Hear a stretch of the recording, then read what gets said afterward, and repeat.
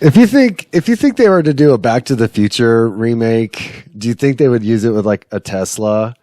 And instead of Doc Brown working for the Libyans, he works for like Elon Musk, and he's not getting him to like build a bomb, but like really get him to like figure out time travel. But then like Doc has like this moment of like clear conscience, and he's like, why am I working for this capitalist pig? So he can like capitalize off of time travel. And then he like leaves with the time machine. And then that's how Marty gets back in time and all that shit. That right there is why you should be in charge of rebooting Back to the Future. Yeah, you think think that's a good idea? I like it. Trademark that shit. No one better steal that. That's my idea. I mean, Elon Musk is the perfect villain. He's like the fucking rich Biff. Just trying to steal the fucking time machine from the doc. Go back in time. Name his kids some weird names. You know? That'd be a great one. It'd still be called Back to the Future. Yeah, he could play that bully role really well, too. Where Marty goes back in time. He runs into, like, Elon's dad, you know, right. And, like, all that fucking shit. Oh, hello, everybody, and welcome to Sequilibrium. My name's Mike. Chad. And we're talking today not about Back to the Future remakes, because that's already in the process. We're here to talk about Aliens and how great of a movie that is. But it's like in a different way. There's like, this is the things I was telling you about that I was like, okay, first off, we need to just point out that Alien is a horror movie. Aliens being a sequel is a action movie. Like, things have changed drastically between the two. And who did the first one? Ridley Scott, right? Yeah. And then this one was James Cameron. That's right. Coming off Terminator fame. Yeah. You know, they're like, well, let's see him work his magic with this shit. I don't know. We could start out right away with just, which one did you like better, one or two? Alien or Aliens, which is a clever fucking name. Plural. They didn't have to put a 2 on it. Once again, I watched this for the first time last night. Ever, right? First time ever. First time This ever. is amazing. Yes. And can I point out, too, the budget for this film was only $18.5 million. That's it? That's it. I mean, this is like, what, 84? Yeah, I think so. I thought it would be much higher than that. Oh, yeah. With, like, the costumes, the explosions, the action, everything. Like everything about this movie screamed huge budget. But this is like 84, so like 18 million was probably like 35 million today. Right. Yeah, I mean, H.R. Geiger should have gotten $18.5 million just for the design of the xenomorph alone. Yeah, right. That's also another thing that makes these movies so fucking cool, is that like artists like Giger, whatever, designed the fucking creature, designed the alien. It's so fucking cool. I don't know, man. I really, they're so different.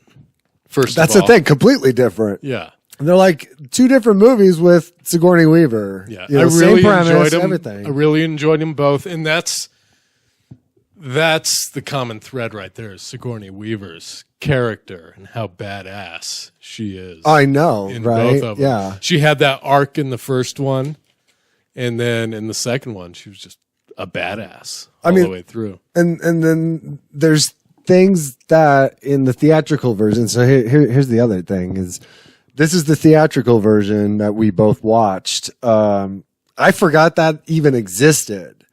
I always assumed all these scenes that were not in the theatrical version were just common. Oh, no But it shit. turns out there's like a director's, I've always watched the director's cut. Oh, no kidding. I mean, I think I've seen this version definitely, like when I was a kid. Yeah. And then when I got older, the more versions I watched were the director's cut. Gotcha. And the director's cut has 18 minutes cut from it that were like, I feel important to the story. One of them, since we're talking about Ripley, and we'll try to not go on so many tangents, but one of the scenes that are in the director's cut is this scene where Ellen is sitting on a bench and the hollow screen is like she's in the woods, whatever, and Burke, Paul Reiser, comes and tells her about her daughter.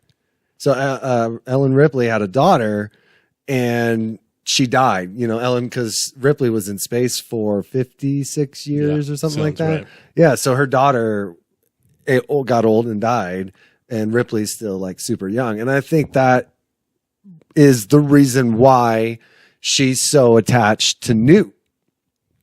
Like she treats her like a daughter, and that's not, you don't really know that's kind of why she's doing it, because they don't have that scene talking about Ripley's daughter.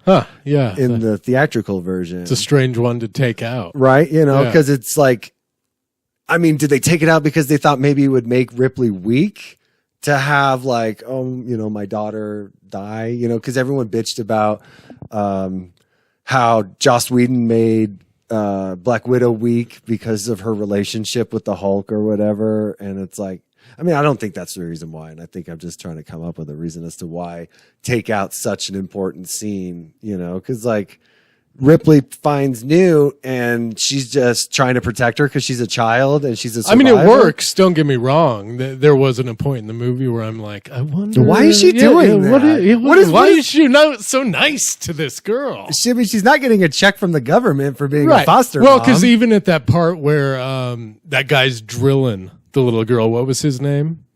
He's like, come on, what happened to your family? This and that. Who is that guy? Hudson. Yeah. So when he's doing that, I mean, you feel the way that Sigourney Weaver. When she steps in and is like, yo, back off. Right, exactly. Yeah. Like, what the fuck? Yeah. A 5-6-year-old kid or however. But like, Ripley just got so much tougher in this one. Like, I was on my way here, I was thinking which version of Ripley I like better, Alien or Aliens, but the first one, she's not equipped to handle this whatsoever. But she becomes that. That's almost why, as far as the character goes, I might have to lean towards the first one. Definitely. She had that arc. Yeah. But this one did not disappoint. Not at all. Get away from her, you bitch. Like, fuck, sorry. Yeah. Here you go. Like, she showed up to fight all these fucking aliens with 2 guns taped together, a flamethrower attached to it, and those grenades that she had in there. And she's just fucking watching. We're watching the numbers go down, and she's just fucking mowing all these fucking aliens down by herself. Yeah. Colonial Marines couldn't even do that. They tried. And they were like all giving her shit on the fucking ship in the beginning. Yeah. Like, who's this fucking, apparently she saw an alien. Well, you got fucking killed by one. Whoop-de-fucking do. Yeah. That was Hicks, right? That was Bill Paxton. Yeah. Oh my God. I'm not going to get on him yet. We're going to still talk about Ripley. The first one about like, she killed the alien by herself. They killed the alien, wiped out her entire crew. She fucking survived that shit without any training whatsoever. This one, she's going in with prior knowledge. I know what's going to happen. I know what we need to do. She wants to save everybody and, make sure everybody's safe. But then she fucking becomes a giant ass mama bear when Newt gets fucking kidnapped. Yeah. I mean, she kind of came that way anyway when she was like, they're in the tunnels. Get them out of there, Corman. Right. Get him out of there, fucking businessman Corman. Business of what? He's a Marine. Like, save your fucking troops. Oh, wait, I forgot you're under contract with Wayland Tech or whatever to get the fucking alien back to Earth. Yeah. Okay, should we talk about that part of the fucking movie now? Well, first of all, at the beginning of the second one, when they're trying to close the case from the first movie. Oh, yeah. Oh, like, that was just not believing her whatsoever. Yeah, no, Sigourney Weaver in that scene might be my favorite of the entire film. No, I can't remember, but I'm sure that scene is longer in the director's cut. I feel like that was one of the longer scenes because my movie's packed away. I couldn't watch it. You couldn't rent the theatrical. I didn't want to again pay for it as well on digital. So I was like, I couldn't rent the director's cut. That's right. Yeah. But that whole fucking scene where they're like, all right, we've been here for 12 hours. Tell us again, and maybe we'll believe you in 12 more hours. Like, get the fuck out of here. Like, we didn't find anything on your ship. Well, that's because I blew through the fucking air duct. Yeah. Didn't you find the fucking... I sure hope not. If they got the ship, didn't they find the damages caused by it? Like, oh, you don't see any fucking alien there. Do you think I made these claw marks myself? Yeah. Like, get the fuck out of here. Yeah, that whole scene. Do you not understand what I'm saying? These were not indigenous beings. It's like, fuck. Yeah, why would she make this up? Right. Do you think she went nuts and killed her entire crew? She could have. But yet they like let her go and then they put her to work in the docks? Yeah, I don't understand that. Yeah. Or the fact that they closed the case, then all of a sudden after trying to build a civilization on what was LV-426. Oh, LV-426. Yeah. That's why April 26th is Aliens Day. And then all of a sudden you have these aliens again. Yeah, let's talk about first I want to talk about that scene again where they're more concerned about the cost of the ship and not the lives lost. Yeah. They're more like, that was like a $4 million spaceship, like you kind of fucked us, Ripley. Thanks. Yeah. It sets the tone for sure. And the fashion and the fact that Blazers pop their collars. It's almost like the next step is wearing like two ties like in Back to the Future 2. Like, this is what you think the future is going to be like? Yeah. Another scene taken out of the movie where you're on LV-426 and you see what the colonists are doing. This little kid's riding around on a big wheel, Whalen Tech big wheel. Okay. And Newt and her family are out in like a Range Rover exploring, looking for whatever it is that scientists are there to look for. And then they come across the ship from the first one. And they're like, oh, we should go get something out of there. Fucking pay dirt. And the mom and dad go in there and leave the two kids in the car. And Newt's in there with her brother. Remember how she talked about her brother? And time goes by, blah, blah, blah. And the mom fucking comes in, grabs the CB radio, blah, blah, this shit's going down. It's fucking crazy. And then you see the dad on the ground with a fucking face hugger attached to his face. Oh, shit. And like, that's another scene that was in the director's cut, not theatrical, that I just assumed that was a part of the movie. Huh. Because again, pivotal. Yeah. Like, it shows you what happened. Like, all we get in the theatrical is Burt coming to Ripley being like, we lost contact and we might need you to go there. And I'm watching that scene and I pause it and I'm like, did I just miss something? And I like rewound it because, maybe I was paying attention to my phone and missed that scene entirely. But I was like, that scene's like 5 minutes long. I couldn't have missed it. Fucking not there. I had to Google it. I'm like, oh. Yeah. Two versions. But I mean, why did the colonists, why did you stop hearing from them? And here we find out it's because fucking Newt's dad brought the fucking chest burster to them and, all that shit went down. Yeah. Right there, just what you told me. I'm going to watch that within the next couple of weeks. There's no way that I can't. I'm going to find it. I'm going to watch it. Yeah. Because that sounds like a better movie. I totally like it. And then there's like another scene. I guess we could bring up like fucking Newt in her British accent that randomly appears. You know what? One thing I fucking loved with Newt, Sigourney Weaver, that's the one line that I fucking hated in this movie is when she said, you don't talk much, do ya? It's like, right there, I wish the kid would have said, well, no shit. Yeah. I haven't been talking for the last 35 minutes. What do you think, bitch? Let's go over the trauma that I just endured. You don't talk much, do ya? Yeah. They're fucking carrying around her doll head, too. It's enough to make me laugh. I mean, Newt's kind of like, a ship in the night. It passes by. No one calls me Was it Rebecca? Rebecca. I mean, she had to be there. She had to be the reason why Ripley went down to fight the queen herself. Actually, you know what? Was that in the director's cut in that scene you're talking about? Did her brother call her Rebecca? I can't remember that kind of detail, but shit. I'm willing to bet for sure. I'm willing to bet. Huh. Whatever. She's not the badassery of the Colonial Marines. Yeah, And she's not some phenomenal child actor. no, it's not like played by Dakota Fanning. Yeah, she was a prop. She was. I think she played it well. I think her IMDb credits consist of like 3 things, maybe 10. She faded away in '88 or something. Oh, no I don't know.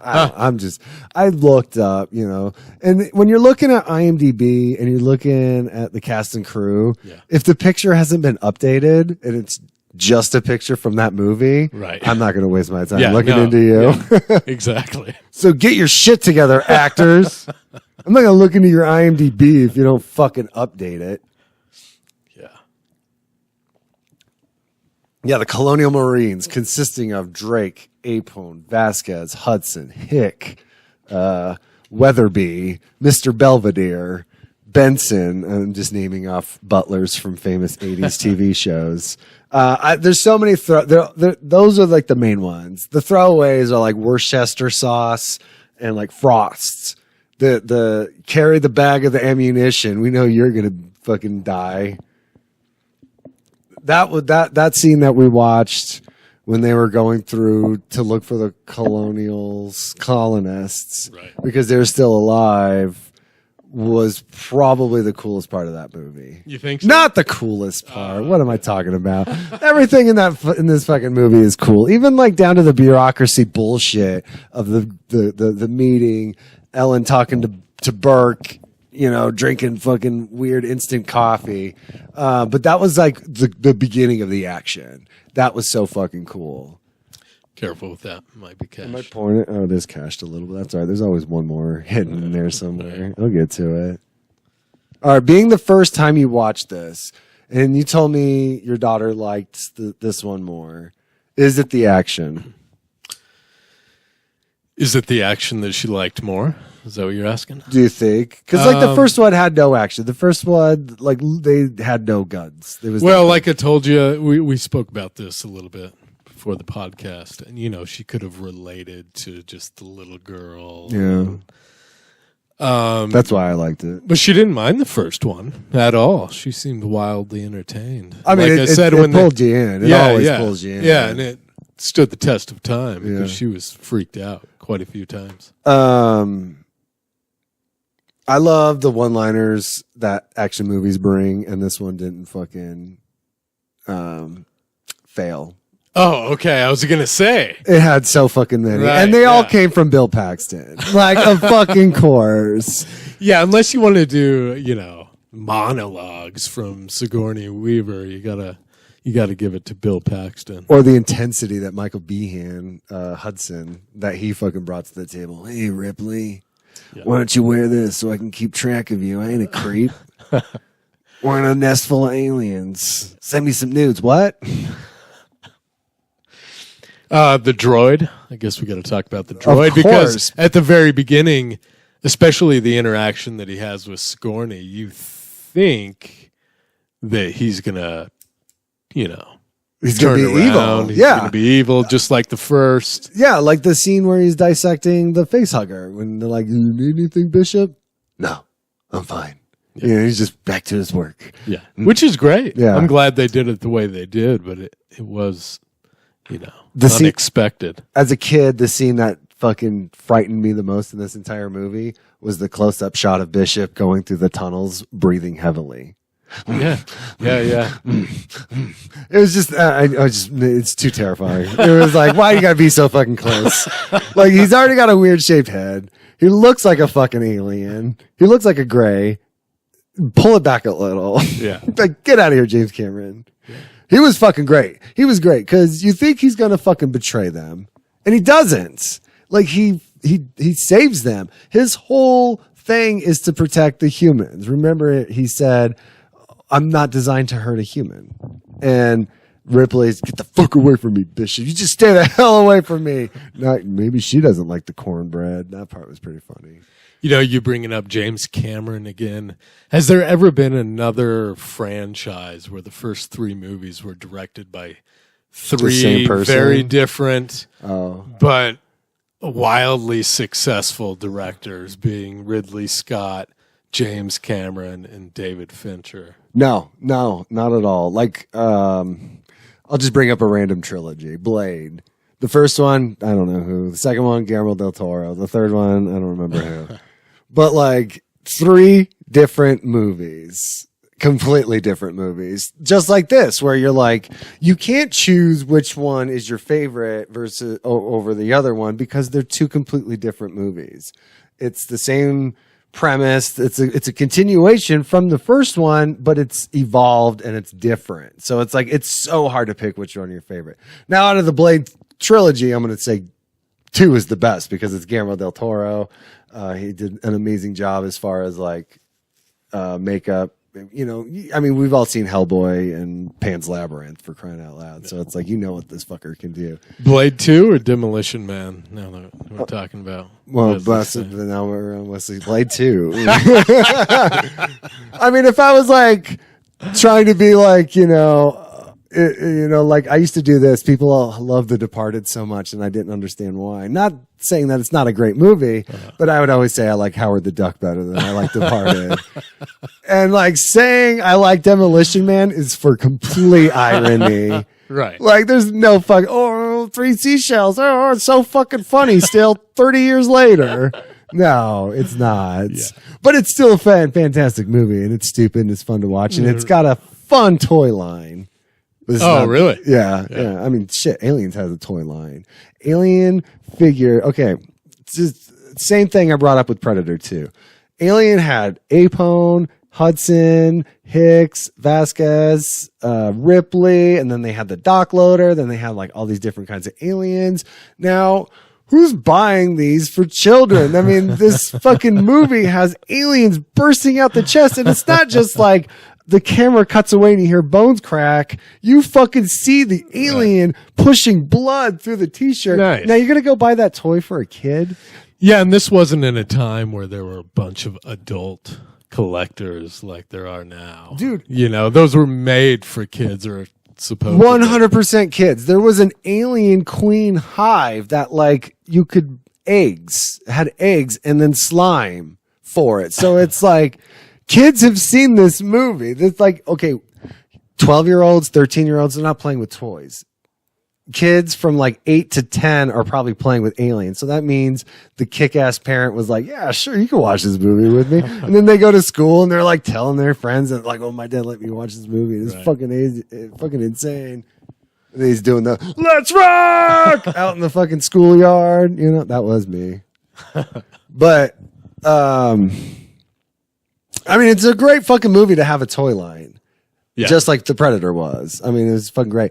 Oh, yeah. Kenner put out I think it was like 12-inch alien doll from the first one back in like 1979. And they like pulled it like super quick because like what little kid is going to be playing with the alien? So like when you look at these pictures, it's like this fucking little like, Leave It to Beaver type of kid playing with an alien. And it's like, nobody saw that. What do those go for now? Do you know? I never seen them out in the wild. I've just seen them online. Never really looked them up, but probably no more than just a few $100s. Wow. Probably with box, maybe like $5. Yeah.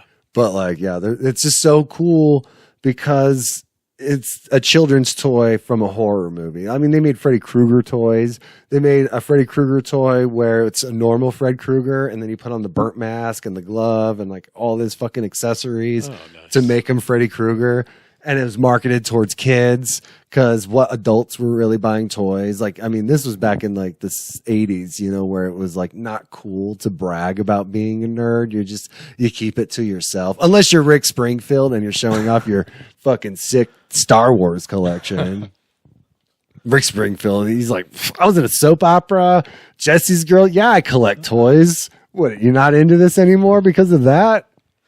If only. Yeah, before you came over here, I noticed that Trick or Treat Studios is releasing a Child's Play 2 Chucky, and it's got interchangeable heads, and it looks pretty fan-fucking-tastic. I always liked that scene when they were like cleaning up the burnt Chucky in the beginning of part 2, and they're using the dental tools on the fucking teeth. That talk about a cool fucking opening to a movie. Yeah, fucking Child's Play 2 was really great. Yeah, and then Child's Play 3, when they were starting up the factory and the blood was swirling into the plastic, and then like all the fucking melted plastic forms Chucky's face. Like there's always these like really cool elements to shitty sequels, and it's generally the opening. Back to Aliens, though. Yeah, Bill Paxton, I think, is what we were. We were talking about Bill Paxton and his fucking one-liners. There was a scene that was in the director's cut where they're like doing the little drop thing where Hudson's just being a cool guy. Like he was pretending to be asleep. He wasn't really asleep. He was just like, I'm just playing it cool. But like Bill Paxton's like, don't worry, Ripley. You're in like certified badassery right now, and like starts talking about all these badass weapons and the badass people that are in this badass group and badass this and badass that, and like In and Out's pretty badass, and that wasn't in the. I mean, like that, yeah, you could take that out, but it still adds a little bit more to how much you like fucking Hicks, because Hicks is pretty fucking great. He's hysterical, but he's just like loyal at the same time. Like he's just fucking I loved Hicks. Hicks was that type of character that you can fall in love with pretty quick. 100%. I mean, and it's still annoying as shit. Oh, totally. He like fucking starts out like oof, oof, oof, oof, oof, the floor's cold, and like Apone's like, you want me to get your slippers for you? Right. Oh gee, Sarge, will ya? Yeah. Look at my eye. I loved Apone. Apone was fucking great.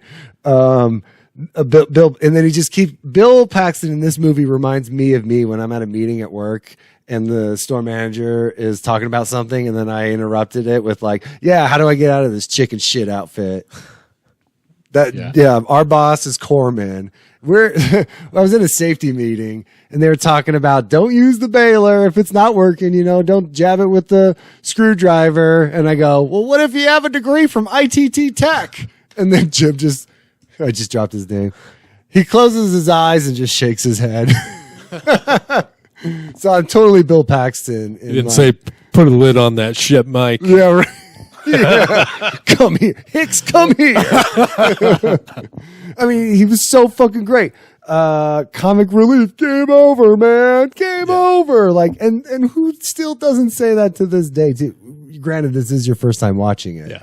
But like in the realm of people who've seen this movie, that is very fucking like a classic line. Where he they spread his fingers and they do do the fucking knife trick? Oh man. His reaction is so great. I know, I fucking love that scene too. As a kid, I loved that scene because of his reaction. It was so funny. He was so fucking scared. I felt the anxiety. I'm like, no fucking way. Oh man. Pees his pants just like in True Lies. And then what was it? Because you haven't been keeping track of score. We just got our asses kicked, pal. Yeah. I just love it. And then 17 days. We're not going to last 17 hours. Yeah. And then Ripley's like, Hicks, chill the fuck out. This little girl survived on her own without training. You can do it. Yeah. Yeah. How did he die? I can't remember. How did who die? Hicks. Bill Paxton.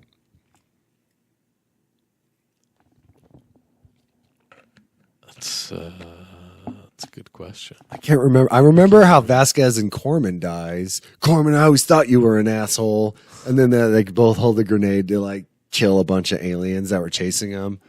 I mean, I think he died in that fashion, or maybe acid. I don't remember. Yeah, we skipped over the whole beginning scene, which is pretty great too. When Ripley gets found? Yeah, I thought that was pretty cool. There goes our payday.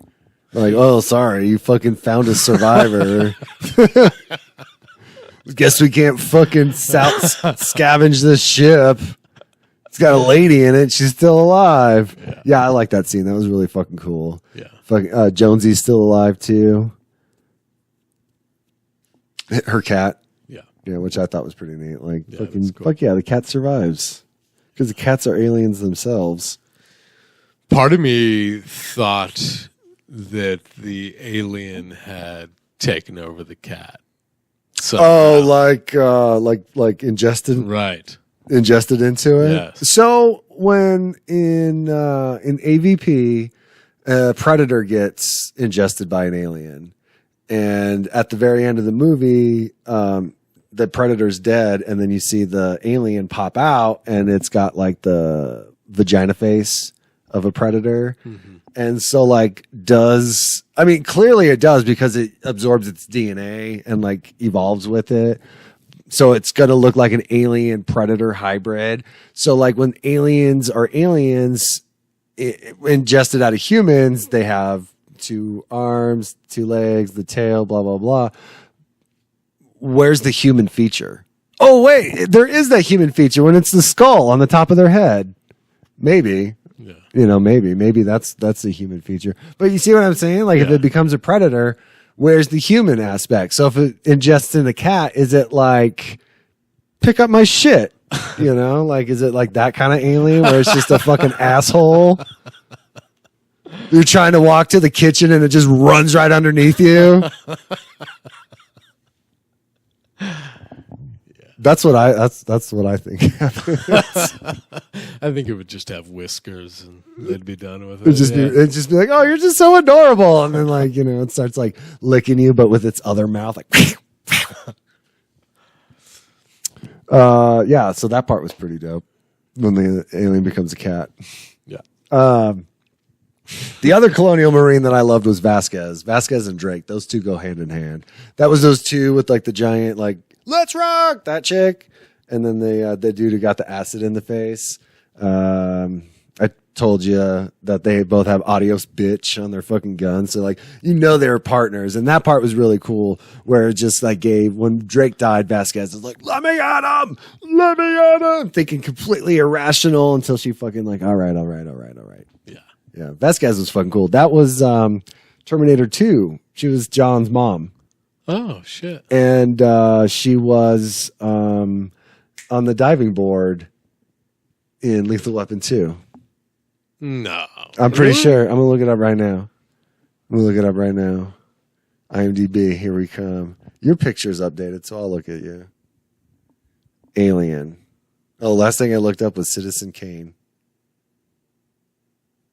I love IMDb. Vasquez. There you are. Oh, she was in Fear and Loathing in Las Vegas? God, I haven't seen that movie in forever.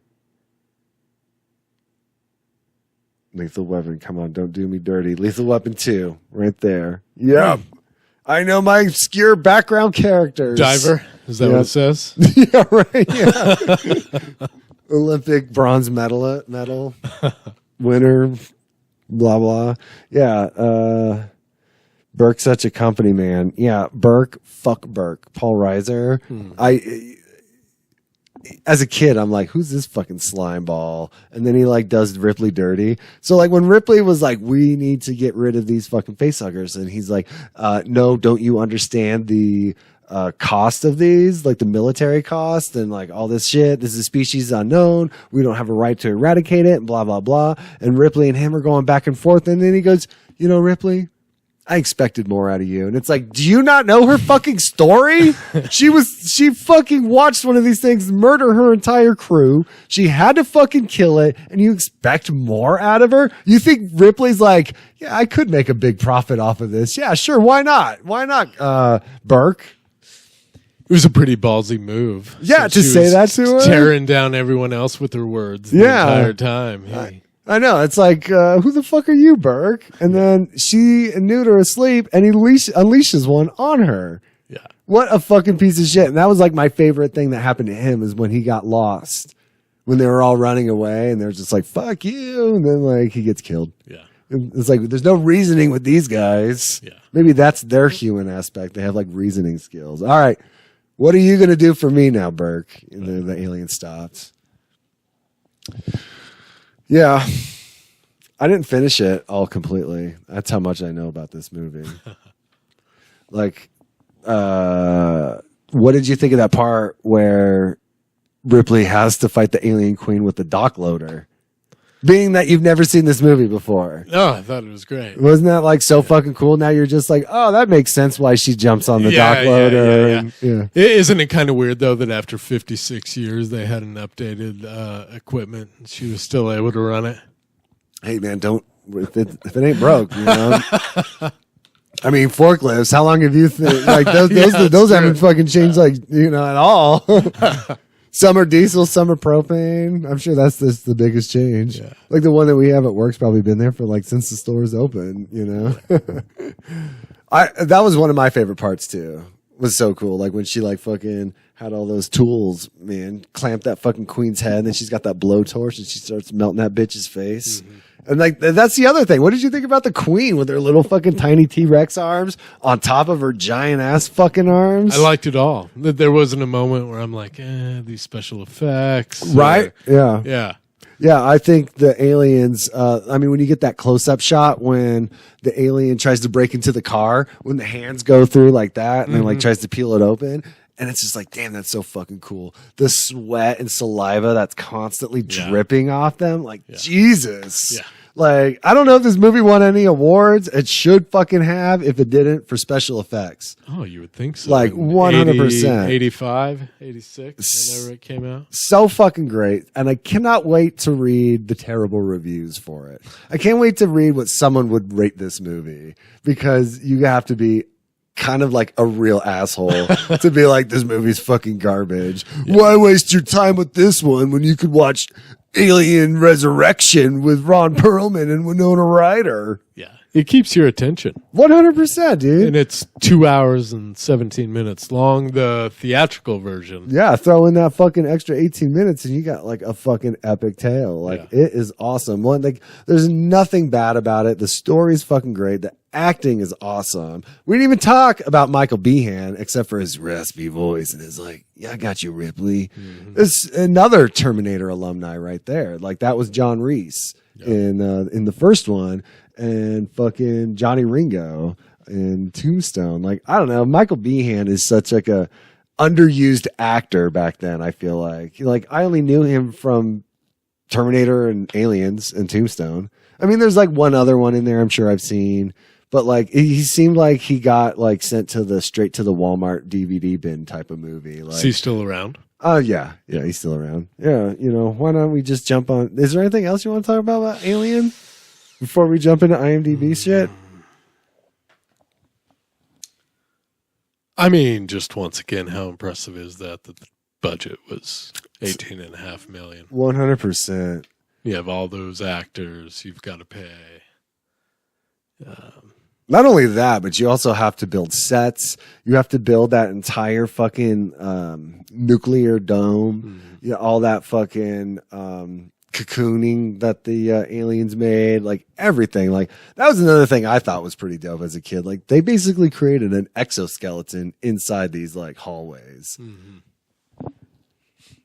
Let's see what Michael Behan's up to, because I'm still on the Alien page. Thank God. Corporal Hicks. Oh, yeah, he was in Planet Terror. He was the sheriff. You haven't seen those movies yet. Nope. I loaned them to you. I know. The Rock. He was in The Rock. He was one of the Navy SEAL guys.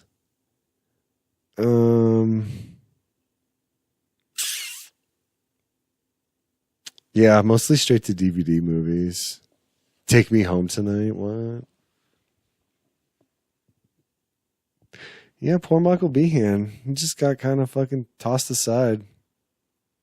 Breach of trust. He's just like starts playing like these like rundown local cop type of movies, like gotta help this hooker out. K2. Oh, he was in Navy SEALs with Charlie Sheen. All right, enough about that. Let's see what people think about Aliens as far as so the average review, 8.3 out of 10. What would you rate it as? I'd give this probably an 8. I think it helps that you've never seen it before too. Like, this is your first viewing. Right. Like, it's just total excitement right away. Nothing. You don't know what's going to happen next. Yeah. And I was knee deep by that point because I just watched the first one. Like I said, we watched them back to back, my daughter and I. Yeah, that's pretty cool. I love that you guys do that. That's awesome. All right, here's a long one, but it's called, "Hey, Jim, what have you done to my Ripley?" I don't know. Evolved her a little. Gave her a reason to fight. Okay, let's see. And I would say the progression of Ripley is the best part of. I mean, you should watch them all to Resurrection, because I mean, I'll dog on Resurrection, but it's still pretty good. I mean, I haven't seen it since I was a young Sigourney Weaver lad. in all of them. Yeah, is she in Alien versus Predator? No. Oh, that was something that I was going to bring up. In Alien versus Predator, it's Wayland Industries or whatever that like is hunting for this pyramid, and Wayland is Bishop. Oh. So basically, the storyline is that he was so narcissistic that he made droids in his own image. Okay. Yeah. All right. Hey, Jim, what have you done to my Ripley? What happened to the Ripley that I used to know? I don't know. This is from 2012. All right. I usually like James Cameron movies more than any Scorsese or Spielberg's, actually. But this sequel just hurts me real bad. In Ridley Scott's movie, Ripley was a sexy heroine already. What does her look have to do with anything? Hey, I got to say this before you continue. I'm totally into her nipples poking out in that tank top. Other than a few lines, I was happy that there was no sexual content. None whatsoever. Either one of these. There was a budding relationship between Hudson and Ripley, which I would have loved to have seen evolve. Yeah. You've never seen 3, so you're gonna have to figure it out. Don't get me wrong, I like sexual content, but this doesn't need it. It doesn't need it. No, it's completely unnecessary. Usually they throw it in there because they feel it's necessary. Tits sell. Yeah, but they just this isn't adjacent. This is not adjacent movie. We don't need that. Sexy heroine fighting with no massive weapons, who didn't cry for dead daughters or any of those dumb sentimental cliches that most people love, but I don't. She was alone and fought. Even her ship partners didn't care for her. Pretty sure Dallas gave a shit about her. Tom Skerritt or whatever. Like, I'm pretty sure he cared for her. Yeah. She was a horror survivor. Well, for Mr. Cameron, that was all wrong. He thought Scott was portraying Ripley as a heartless and useless person, I assume. So he equipped her with the biggest machine gun out there, packed with infinite ammo, so violence lovers can drool just staring at it. And she only had to shoot, and he added a little girl to replace a come out of nowhere dead daughter. Bravo. And wants me to cheer for the girl, cry for the girl, and love the girl while she screams like being possessed by a really high-pitched voiced demon. I gotta stop right there. That was a run-on sentence if I've ever read one. Yeah, fuck this guy. Infinite ammo. I'm pretty sure I said, and I'm pretty sure it's in the movie where you watch the numbers go down, and then when it runs out of ammo, what exactly did Ripley do with that gun? Pretty sure she dropped it so she could run faster. Yeah. Get the fuck out of here. Oh my God. I'm going to find you in Ganico MiG-14. Terrific. Well, I didn't do any of that. Instead, I started to hate her in the movie, and that's what I'm still doing. He says, I hope he's 9 years later, he still has his arms crossed, and he's like, fucking James Cameron, I'll never watch Avatar. I had Titanic, but I threw it away. Along with the little girl, Cameron wants me... What? Wait, is this the same review? Oh, yeah, I'm not done yet. Okay. I'm not done yet. So you haven't gotten to his rating? His rating is 1. It's 1. It's 1. Okay. And he gave us a warning for spoilers, just in case we've never seen the movie. Okay. Just as if anyone's going to read the fucking review that's never seen. Oh, Aliens. I can't wait to tell you how many people found it helpful.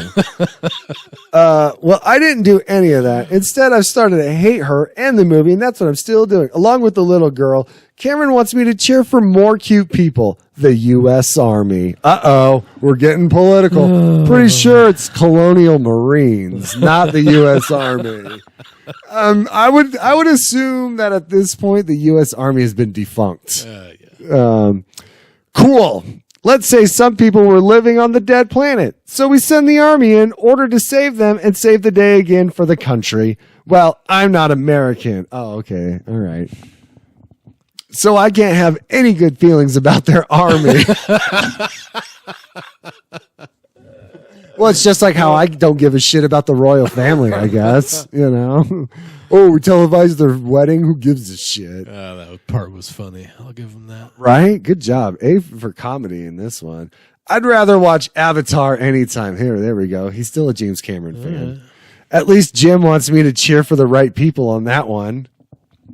What? Yeah, like, are we supposed to cheer for the bad guys going to that planet to mine it for its mineral? Or are we supposed to cheer for the handicapped guy who learns how to walk and realizes that we should save the forest? Which one are you cheering for? Yeah, we're not cheering for the aliens in this movie. Yeah. We want a few righteous kills, but we're not cheering for exactly. the aliens. Yeah, who roots on the alien? Right. Finally, while the alien Scott in Scott's 1979 masterpiece was a force of nature that nobody could kill. Here, Cameron introduces us a bunch of useless bugs that can be killed easier than an ant just for the sake of appreciate all the weaponry and all the shooting. Okay, well in the first one, they really didn't have high-powered rifles, so they couldn't kill that alien with ease. Like, what do they think? The entire body is like 100% impenetrable. Yeah, like, of course a fucking like high powered rifle is gonna kill them. Right. Like, I mean, one did blow up, but whatever. Like, yeah, he almost swayed me there for a second. I'm glad you were there to bring you back. Yeah. No, I mean, there's reasoning as to why these ones die easily, but there's also reasoning as to why there's so many more of them. Like, the other one was just one because what's his name? Oh my God. He's such a famous actor. I don't remember his name, but anyways, only one got infected. Not a fucking whole thousands of people got infected. For that, I'd rather watch Terminator. I find this sequel appalling. It destroyed the planet built by Mr. Scott, flooding it with the more basic cliche. He's upset that LV-426 got blown up. He's upset about that. I'm never going to get there. I might as well just stop making my tech giant to make me a billionaire to fly into space and get to LV-426. Maybe, what if that's Jeff Bezos' plan? Like, maybe this is Jeff Bezos. He doesn't give a shit about our U.S. Army. He's not from this country. Well, he is, but who knows? I don't know. Tangent. I hate this movie, and specifically this annoying little girl. Oh, and the end, a shameless ripoff. Hey, she might not be fantastic, but annoying. I don't find her annoying whatsoever. I mean, her getting her like, I mean, she got lost or something. However, she disappeared from them. I don't really remember.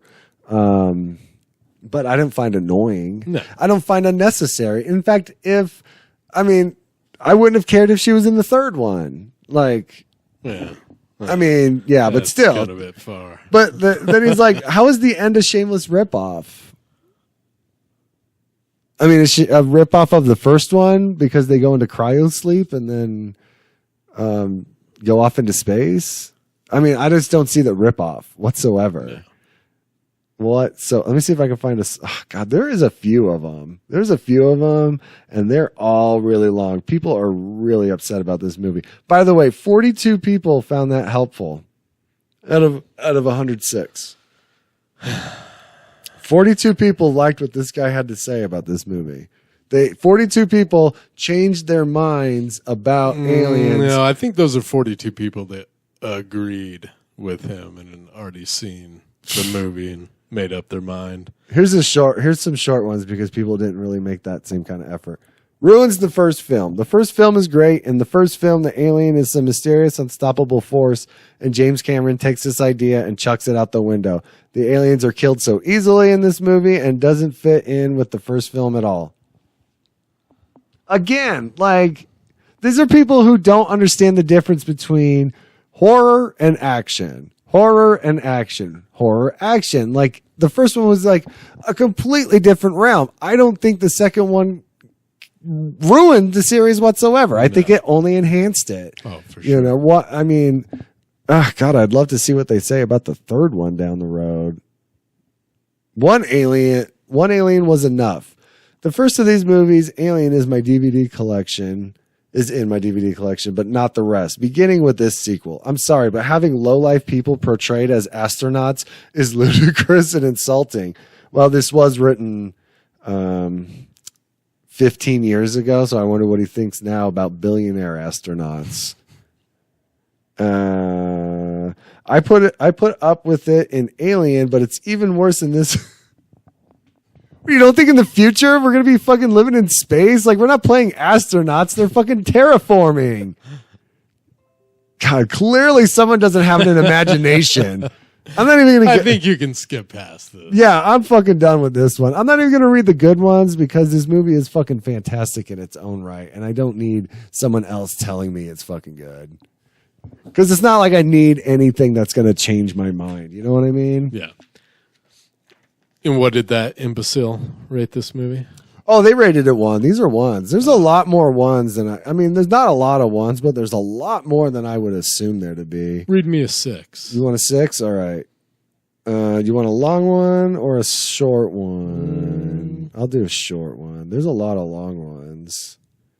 Oh, my Lanta. I want to know who likes Burke. You know what I mean? Like, who thinks Burke got the raw end of the deal? There's someone. There's definitely Donald Trump. 6 out of 10. Less is more. David Cameron is definitely not Ridley Scott, and he's not the director of this movie either. My dad, David Cameron. Okay, different 6. This fucker, I'm done. I'm done at that point. Already? Another 6. Okay. 7 if you have to. Okay, I'll do 6. I'll do this 6 out of 10. To title, Testosterone. I didn't think Alien's such a very great film, really.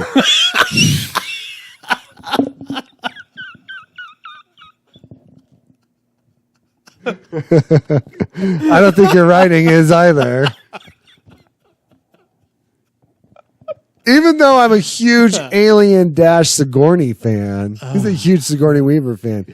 He's a huge fan of whatever else movies she's been in. I mean, you can't say fucking Ghostbusters. Cabin in the Woods?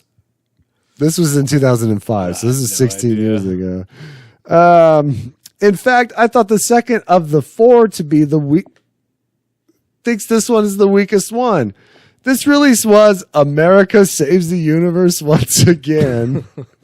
I know that in space no one can hear you scream, but you could hardly miss the tough talk of the Marines, who, all of them, turn out to be true heroes. Okay, so are you dogging them, or are you just saying are they true heroes? I think that every existing stereotype was neatly tucked into Aliens. The tough military bitch. Wow.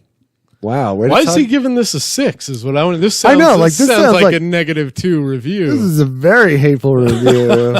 He doesn't understand our rating that we gave in the first episode. The tough and dumb Marine. I'm guessing that's Bill Paxton. The tough but not all that dumb Marine. Michael Behan. The brave little girl. The slick commercial weasel, and so on. Even the score was annoying. I thought the score was pretty solid. I mean, it's just what the movie called for. It wasn't anything. It wasn't John Williams or Danny Elfman. Can you picture Danny Elfman composing this movie? Ding, ding, ding, ding, ding, ding, ding, ding, ding, when the aliens are running around. Now, I don't say I absolutely hated it. This is why I gave it a 6. But judging from some of the comments, you might think that this is the best space flick ever, which it definitely is not. I wonder, what does he think the best space flick is? Battlefield Earth? I'm the first to accept that Ripley has managed to stay frozen for 50 years integrated something years.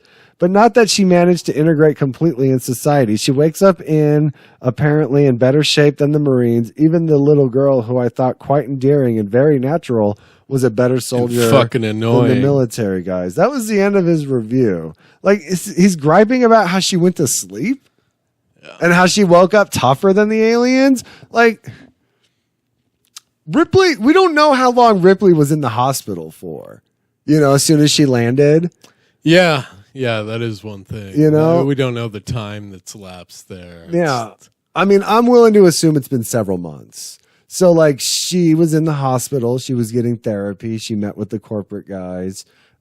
She got an apartment. She got a job, blah, blah, blah. It had to have been some time. Like, when we don't know the time frame when the colonists got infected in between that. So, like, I'm going to assume Ripley's 100%. And the reason why she's better than the Marines probably is because she's done this shit before. She's gone through cryo sleep, and sure, they have as well. Mm-hmm. And, like, what else does she better? She looked groggy just like the rest of them. She didn't want to talk to anybody. She got up. She rubbed her head. Ugh, I hate people. Yeah, her waking up so many times at the beginning slightly confusing at first. Yeah, when she's talking to Burke. Yeah. And then the chest burster starts coming out. That was great, too. Yeah, I thought she was really infected. Like, I thought that was that was fucking awesome. Yeah, her little panic attack. Yeah. That was great. She did great. I love this movie. I will never hate this movie. So what do you give it? Oh, I give it a fucking 8. An 8. I give it an 8. I mean, I don't think there's anything I could really complain about. Giving something a perfect 10 maybe might, be hard at this point. There's nothing I would ever rate 10 out of 10, but I'm definitely that person that's like, I love this movie. It's a 10 out of 10, you know? So I'm just being modest, but deep down inside, it's a 10. Yeah. 100. Yeah. Deep down inside. I mean, I'd give Clue a 10, I'd give Howard the Duck like 6. Still better than The Departed. All right. What we were talking about, that should be a sequel. And I think Demolition Man should have at least been given the opportunity to have a sequel. Not necessarily, I think a second one would be really fun to introduce the world changing, where they went from like pacifism to now, whatever his character's name is, Sylvester Stallone is alive. And the guy who created this pacifist world turned out to be a bad guy. So he's out of the picture now. And now Dennis Leary is like kind of running the show. So I would like to kind of see like a part 2, or would have liked to see a continuation with, maybe not Sandra Bullock, maybe somebody else. She was fine. I think it was just the shit that she was given. I mean, to work with. Yeah, it was definitely a cheeseball movie for sure. I mean, who's the animal? The hot chick? What's his name? Rob Schneider. Yeah, it's such a weird person to add into this action movie that you expect to not have as much comedy.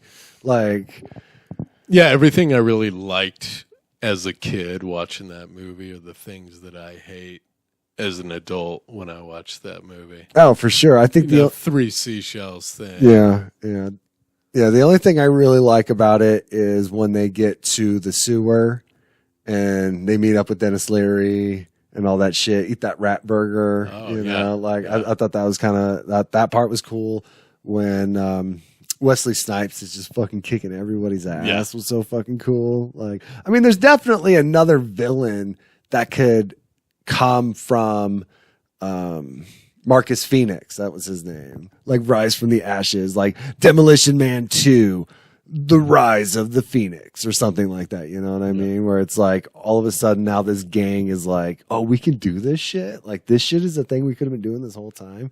And then like a whole crime syndicate starts, and now it's up to Demolition Man to stop it in a world once ruled by peace. Right, yeah, there we go. I should write movies. I like it. What should we do next? Should we stick to good, or should we go straight to shit? Because if we do good, I'm going to recommend Sigourney Weaver, Ghostbusters 2. We got Afterlife coming out in November. Yeah. It's a good one.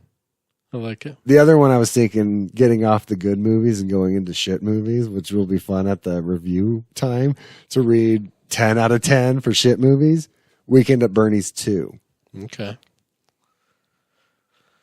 We can mull it over and then surprise when we drop whatever it is. Let's do that. Yep. All right, everybody. Thanks for listening. See you next time. Bye. Bye.